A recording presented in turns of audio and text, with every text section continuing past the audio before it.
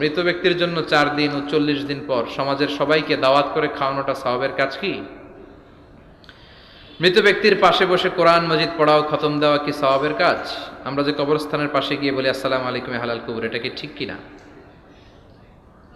মৃত ব্যক্তির জন্য 4 দিন ও 40 দিন পর আপনারা যেটা করেন এটা বলে 40 কি বলে? সবাই একটা রমরমা ভাব নিয়ে খাইতে যায়, মনে হয় যে বিয়ের দাওয়াত খাইতে যাইতেছে। আছে না নাই? তো যে মরছে আপনি তার জন্য কাঁদবেন, দোয়াই না করবেন, এত খুশি কেন আপনাদের? আপনি খাওয়ান, খাওয়াতে দোষ নাই।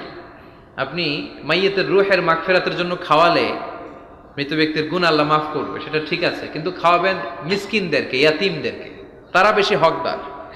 এখন দেখা যায় 40 মিসকিনদের জায়গা কম, এলাকার পয়সাওয়ালা লোকেরা এসে লাইনে বসে থাকে, আমি দেখেছি যেটা।